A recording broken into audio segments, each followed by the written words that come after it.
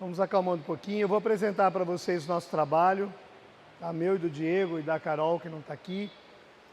Vou apresentar primeiro os livros. Por que os livros? Porque o livro tem informações que vão ajudá-los. O Gabriel Martins escreve de maneira que a gente possa entender sem ser espírita, sem ter conhecimentos da vida espiritual. Os livros do Gabriel Martins, que são esses aqui, ó, tem a foto. O Gabriel escreve para os seus pais. O Gabriel desencarnou há 16 anos, com 20 anos de idade, tendo ficado 13 dias em coma. E nesse primeiro livro dele, que é esse aqui, ó, está na ordem Esperança Além da Vida, quem não conhece, o Gabriel fala de tudo que ele sentiu quando ele estava em coma. A visita dos médicos, o atendimento, o acolhimento dos enfermeiros, o que ele recebeu de auxílio ali, o efeito das orações, porque quando as pessoas estão doentes, a gente faz oração por elas, né? E por quem não está também. E a gente vai perceber que essas orações chegam a eles. Muitas vezes a gente pensa, nossa, eu rezei tanto, Deus não atendeu. Gente, Deus sempre faz o que é melhor para quem precisa ir ou precisa ficar. A nossa vida, hoje alguém me perguntou, eu falei várias vezes isso, né? Por que Deus leva os filhos? Por que deixa uma dor tão grande, né? Tem 6 mães aqui hoje que devolveram os 2 únicos filhos, uma que devolveu 3 e várias outras que devolveu o filho único. Isso não tira, né, o entendimento da dor dos pais, irmãos, avós, esposos. Então, não é Deus que está castigando, porque a gente sempre aprendeu que Deus faz. Gente, Deus não faz nada, nada. Deus criou lei, criou suas leis antes de ter criado tudo. Então, tudo está submetido à sua lei. Lembra a historinha da Bíblia? Trabalhou 6 dias e descansou no 7º? É bem isso. Ele já tinha feito o trabalho dele, criou as leis, criou tudo que existe, e essas leis falam por ele. Então não é Deus que castiga, Deus que quer ou Deus que não quer. Deus é amor, Ele só ama. E esse período dessa encarnação tão dolorido é apenas um segundo, menos que isso na eternidade, num espaço de tempo que não tem fim. Vocês que são pais, mães, levaram os vossos filhos para tomar a vacininha tetra, lembra da coxinha? Segurava as perninhas e aplica uma agulha que não é pequena, bem na coxa, né? Eu imagino que aquilo doa muito. Por que vocês fizeram? Por que você furou a coxinha do teu filho, que é um bebê? Ele não merece isso. Porque você sabe que essa picadinha é só uma picadinha, mas que vai salvar a vida dele. Olhando do ponto de vista de eternidade, uma existência física é um segundo, é uma picadinha. Está doendo, a picadinha está acontecendo e dói muito, dói exageradamente. Mas não é maldade de Deus, porque quando o nosso ente querido se foi, fez a passagem ou passou por uma doença de longa duração, a primeira coisa que nós identificamos é que amamos essa pessoa mais do que sabíamos. Muito mais, a gente não sabia que amava tanto, aí descobrimos que amamos tudo isso. Isso é algo que a desencarnação nos traz. Não é só castigo, é crescimento. Nós estamos crescendo o tempo todo. E a gente cresce mais quando estamos estimulados pela dor. O Evangelho segundo o Espiritismo, o Evangelho diz que a dor é uma bênção que Deus reserva aos seus eleitos. O que é uma pessoa eleita? Que foi promovida, que subiu de cargo, que foi escolhida, não é? Então ele reserva a dor para aqueles que ele escolheu. O que vale dizer que ele não dá o fardo maior do que as nossas forças. O que ele escolheu é aquele que ele fortaleceu. Talvez a gente se sinta enfraquecido, porque sentir dor, sentir falta, chorar, sofrer, é natural para quem ama. Não vai ser diferente. Eu vou sofrer a vida inteira? Vai. Porque o luto é sobre a ausência. E o luto é para sempre. sempre vai ter luto. A saudade sempre vai existir. Mas nós vamos nos adaptando, porque dentro do luto, a gente vai se reconstruindo com os caquinhos que sobrou. Se reinventando, arrumando força. Talvez em algum momento, a gente tenha pensado assim, eu vou deitar na cama e não vou acordar mais. Eu vou morrer. Eu quero morrer. E nós descobrimos que isso não é possível. A gente não consegue sair do corpo quando quer, por vias naturais. Esse é o nosso entendimento. Nós estamos cercados de instruções e informações para que a gente desenvolva a vida espiritual. Por que tem tanto orgulho? Por que a gente enxerga tanta maldade, tanto roubo, tanto descaso político, na saúde, as coisas que existem na vida, roubo, assalto, por que tem tudo isso? Porque essas pessoas não acreditam na vida eterna. Porque se acreditasse que a vida continuava, não ia fazer, porque tem que pagar depois. É o mesmo você dar um murro na parede. Você dá um murro quando você está bem? A pessoa que dá um soco na parede, não é você não, está de amor afastado. A pessoa que dá um soco na parede, ou ela está muito desesperada, muito nervosa, com muita raiva, normal, ela não faz, porque ela sabe que vai doer. Então as pessoas que fazem tanto mal, elas não pararam para pensar, e não entenderam, não creem que a vida continua. Porque o que você faz, você vai receber de volta. Alguém pode pensar, e outro dia nós pensamos, eu e o Diego, o cara falou de lei de causa e efeito e tal, falou, será que, vou usar o exemplo de filho, o meu filho que foi primeiro, foi tirado de mim, vamos pensar assim, é algo de errado que eu fiz no passado? Será que eu matei alguém e hoje estão tirando o que é meu? Não, não é uma regra. Lembra da dor que Deus reserva aos eleitos? Quando a gente evolui moralmente, espiritualmente, a gente cria força para passar por novas provas, para subindo de fase. Então vocês não estão pagando. Não é uma expiação, é uma prova. O que é uma prova? Um teste para saber se nós crescemos espiritualmente. E prova também não é fácil. Quem lembra da escola? Tem uma prova amanhã que você não está preparado? Você passa a noite estudar, quer aprender tudo de uma vez, numa noite. O que você teve um semestre para aprender, um bimestre e não aprendeu. São as provas, um teste. Uma prova a gente passa meia boca, outra tira 0. É a nossa reencarnação, é os nossos testes. Então não tem como não sofrer. Se a gente acha assim que essa dor não é desse tamanho para sempre. Você sabe que não é. Ela já foi maior, já foi mais difícil. A gente não sabia o caminho. Primeiro ano a gente não sabe como é, o primeiro aniversário, primeiro Natal, tudo primeiro é ruim porque você cria uma imagem negativa para aquilo, de ausência e falta.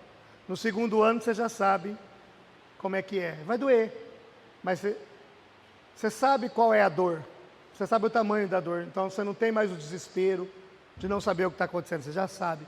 E assim a gente vai, a saudade vai crescendo, a gente vai se desenvolvendo, a pessoa faz falta. A psicografia, o que ela faz? Ela quebra o luto, porque ela devolve um pouquinho da pessoa para nós, só um pouquinho, uma porcentagem pequena. Claro que ela não resolve tudo. Uma carta psicografada é uma notícia da vida que continuou. O livro é a informação de onde ele vive.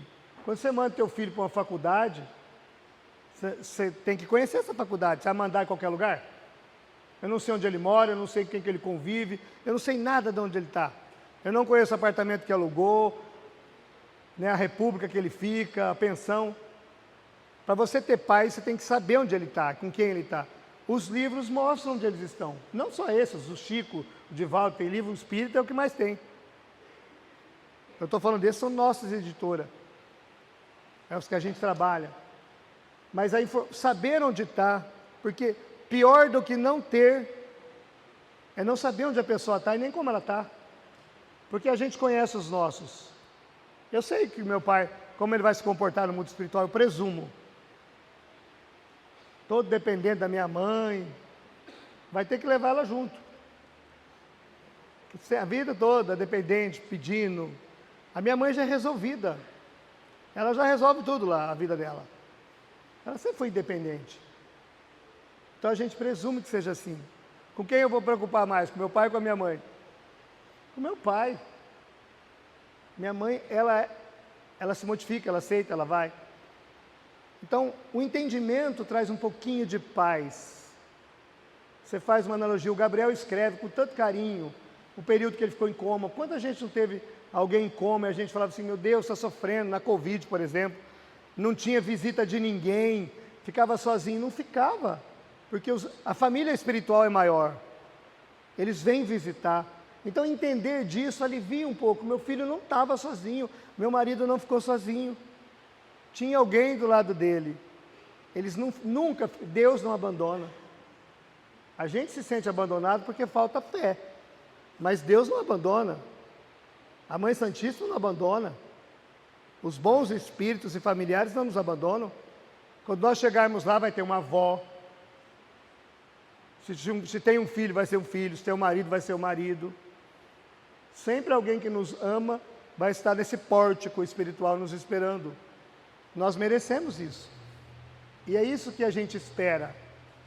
Eu espero esse reencontro. Eu ainda não tenho ninguém lá, próximo. Mas com certeza terei um dia. Alguém para me receber, nem que for o Dimas, meu mentor. Alguém há de me esperar, né? Só eu vou chegar sozinho? Nenhum obsessor espera, alguém espera. Alguém espera a gente. Então, entender isso é melhor. Então, nesse primeiro livro aqui, ó, o Gabriel fala da chegada, do preparo para a carta. Porque não é... Hoje eu falei para alguém, né, que era recente o desencarne, eu falei, é muito cedo. Não tem cedo ou tarde. O Livro dos Espíritos, obra de Kardec, diz que a reencarnação pode se dar de imediato até muitos séculos. Se dá para reencarnar de imediato, é muito mais fácil escrever uma carta, né? Mas eles precisam de um período de adaptação. Não é que não está bem, é entender como é que escreve. Como é que eu transfiro minha mente para o médium? Eu dito, eu falo, eu pego a mão. Entende? Então, o período é para eles se organizarem. Quem é bom, fica bem. Quem é ruim, fica mais ou menos, porque tem uma misericordiazinha aí que ajuda a gente. O ideal é ser bom, né? É não ter ódio, ter rancor. É claro que pensar assim, meu filho foi assassinado, eu odeio. Tá ótimo. Vai sentir o que para uma pessoa dessa? Você tem que perdoar. Fala, o dia que você passar por isso, você perdoa. Eu jamais vou exigir isso de alguém. Eu nem falo de perdão. Porque não dá, foi um erro médico. Você tem condições de perdoar imediato?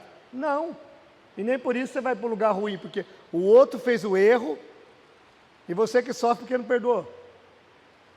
Não fica complicado, né? Então, não se preocupem com o perdão. Apenas não façam o mal.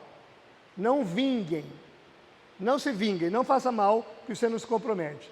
Agora, aceitar a pessoa, aí é outro capítulo, a gente deixa para outra encarnação, dá tudo certo. Não sofram com isso não, já tem uma dor, né? Vai arrumar outra? Então, bem assim, então Gabriel explica isso.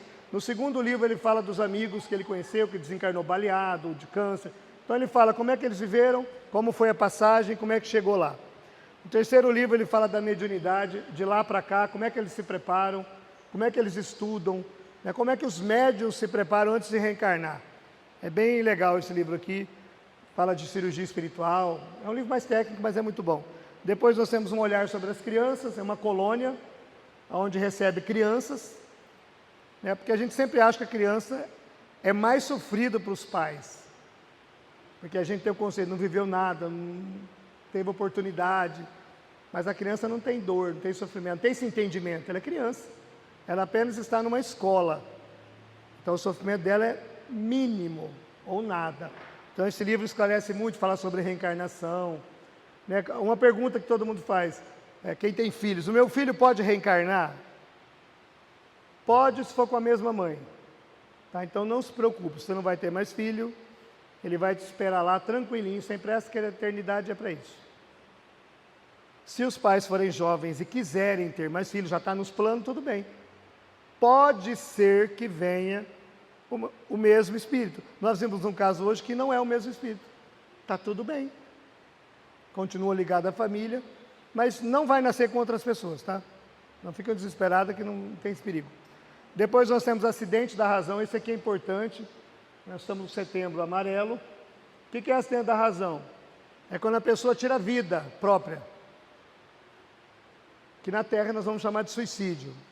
No livro Memórias de um Suicida, da Ivone, ela reúne 26 casos de suicídio que as pessoas tiraram a vida conscientes.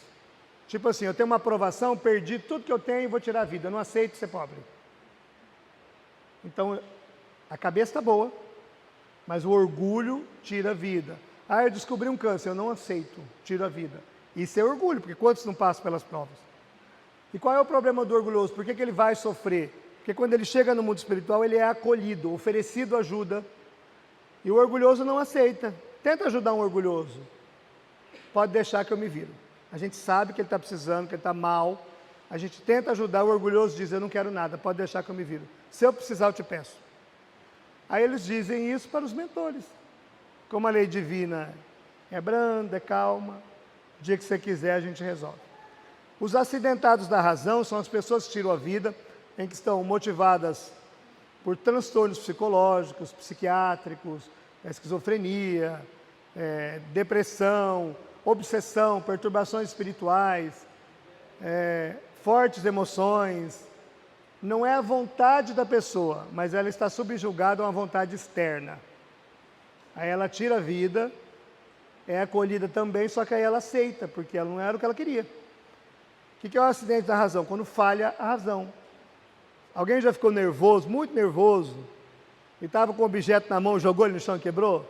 No segundo seguinte, você fala assim, meu Deus, se for um iPhone já desencarna. O que eu fui fazer? Isso é acidente da razão. Você não faz isso normalmente. Você só fez um instante em que estava desesperado ou fora de si. Por isso que não cabe julgar. E não adianta a pessoa tirar a vida e dizer assim, é acidente da razão, viu? Foi o Newton que falou. Porque quem mede é a lei divina, não sou eu não estou lá. Então, só para a gente entender, quem tem um filho, tem muitos acidentados da razão, para a gente entender que eles são vítimas. Vítimas dos espíritos negativos, vítimas do bullying que sofria, vítimas de não entender o mundo atual, e assim, são acolhidos, entram como imprudentes, podia ter evitado, mas não conseguiu, mas não fica em lugar escuro coisa nenhuma. E a colônia aqui, que é a colônia, chama Lar de Jesus, é um lugar lindo. Imagina um quarto em que o fundo todo vidro, para eles poderem ver o jardim, que é lindo, e não ter sentimento de estar no escuro, de estar abandonado. É lindo. Quantas pessoas boas a gente não conheceu, além da média, carinhosas e tiram a vida. Não combina com a pessoa, não combina, porque não é a vontade dela. Então a gente não pode julgar. E o livro fala da prevenção. Uma pessoa tem depressão há 15 anos, a gente se acostuma com a depressão. Não é para acostumar com depressão. Depressão não pode viver tudo isso. Tem que estar ao lado dessa pessoa ajudando. Né? O nosso avô fica viúvo. E a gente acha que está tranquilo. Ele viveu 50, 60 anos. Você acha que ele está bem? Eu atendi um caso da razão aos 89, esses dias. Porque o viúvo não deu conta. Não era a vontade dele. Então, o menino está namorando, ou a menina, 12, 13 anos, que hoje namora cedo para danar, né? Aí termina, o que a gente fala para o menino? Tem tanta mulher no mundo, mas ele não quer as tantas, ele quer aquela, ele não sabe da maturidade que nós temos. Ele só sabe que é aquela. E a gente acha que está tudo bem e não está bem para ele. Então a gente tem que aproximar e cuidar. E não achar que as coisas acontecem na casa do outro. A pessoa mudou hábitos, mudou o jeito, está fechada que não era. Psicólogo nela, psiquiatra, terapia, centro espírita, o que der para fazer, faz. Até trabalho, faz o que você quiser. Você salvando a pessoa, tá bom. Salvando a pessoa com boa intenção, o que importa. Esse livro não é um livro pesado, me perguntaram ontem, triste, que fala de suicídio. Ele tem um caso de suicídio por orgulho, um só, e todos os outros é de consolação e amor. É um livro que eu penso, né, que todos nós devíamos ler, para a gente não falar bobagem sobre esse assunto, porque gravou a ideia de que vai para o lugar escuro, tem que ficar lá. Nós estamos igual às outras doutrinas que só tem céu e inferno, né? Estamos igualzinho. Não é assim. Não existe céu, nem existe inferno. Existe consciência e mundo espiritual. Depois nós temos, falando da espiritualidade, a gente chama por cor, né, que é o azul, tal, preto, mas é o universo. Tem 53 jovens que participam, com aquelas perguntas que eles fazem. Quanto tempo devo esperar para pedir uma carta? Se eu pedir sempre atrapalha, né, incomoda, está tudo ali respondido. E tem assuntos bem legais nesse livro, eu acho ele fantástico, muito, muito rico. Esse aqui é lançamento, Sabedoria, Fé no Futuro. É o último do Gabriel, ele fala sobre a Covid, sobre reencarnação. Tem um capítulo bem grande, tem um capítulo sobre um acidente, né, de caminhão, em que a gente vai entender que antes do acidente o cara, ele infarta dirigindo. Então, antes, a espiritualidade já envolveu ele, antes do acidente. Atrasou os carros que estavam na estrada, porque era para ele desencarnar, não ter acidentes. E às vezes eu penso que a gente atrasa, né, o carro não pega, fica louco.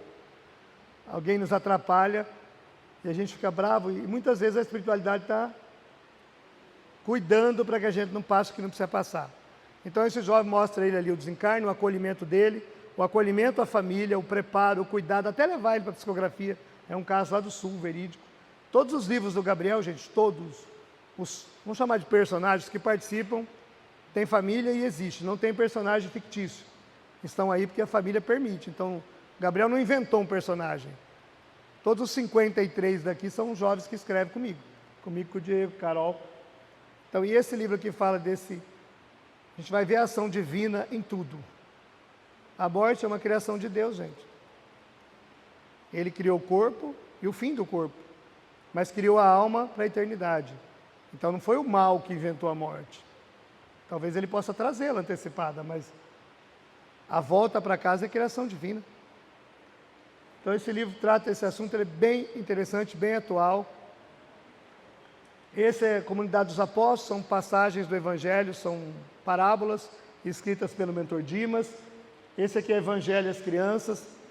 Esse livro é do Diego e da Clara. Ele trata do tema evangelização infantil, que os filhos não são nossos, e que nós temos um grande compromisso de melhorá-los para Deus. Não é só ser bonitinho, engraçadinho, meu filhinho, meu príncipe, que ele é de Deus, tá? E tem que melhorá-lo para Deus, mesmo que a gente vá primeiro. Um dia todo mundo tem que ir. Então, esse livro é fundamental, ele ajuda o projeto. Esse é o projeto de Frutal. Lá em Minas está sendo construindo uma escola em Frutal. Esse livro é uma doação para lá do Diego. Toda a renda dele vai para lá. Bem legal. Esse aqui é lançamento, Caminhos da Luz, o Diego da Clara, são mensagens edificantes que previnem o acidente da razão. Quando você está louco, você se acalma aqui. Direções de Paz também são mensagens da Clara. Mediunidade de Vida, para você que é médium, que sente os arrepios diferentes,